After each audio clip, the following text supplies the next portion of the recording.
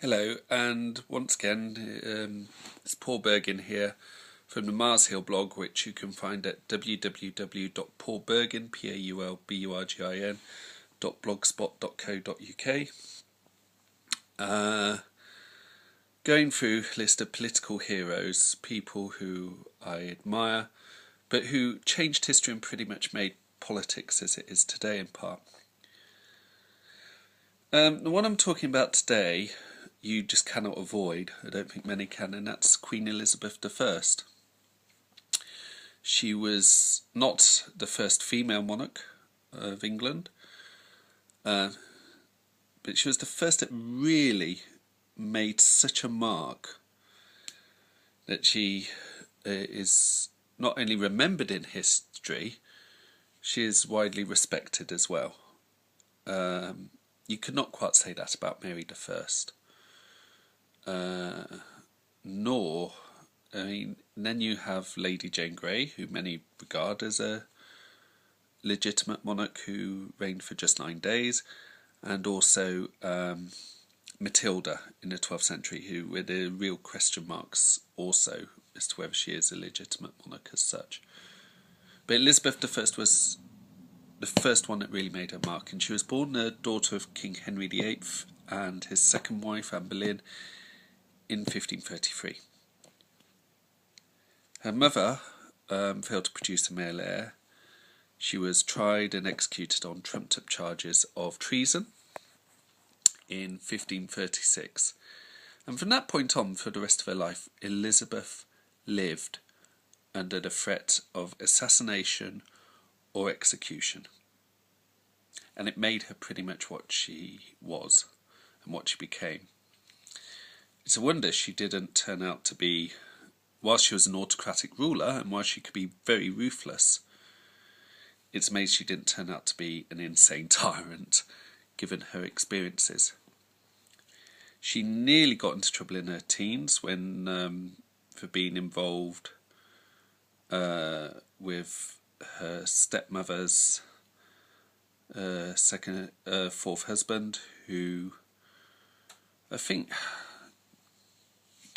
tried to coerce her into a relationship, and Elizabeth managed to hold back and showed a degree of intelligence and savvy in a teenager that you rarely get, but she managed to keep her integrity and avoid imprisonment.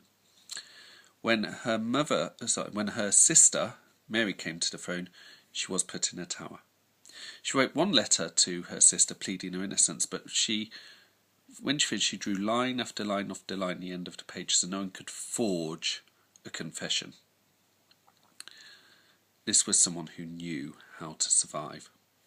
She became queen at 25 following the death of her sister Mary, and reigned for nearly 45 years. She was aware of how fragile her position was. Part of the reason she never married was that there was no rival and there was no jealousies or intrigues. She kept everyone at a certain distance so that she could keep them close, ironic as it sounded. She never mentioned who her heir would be, except possibly on her deathbed, and that's open to conjecture. She fought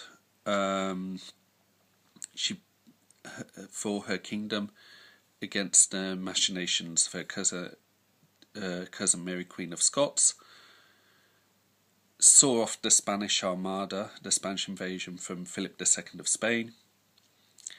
She managed to turn the church into a via media that both seemed Catholic and Protestant, the Catholic bit obviously adhering to Canterbury and not Rome.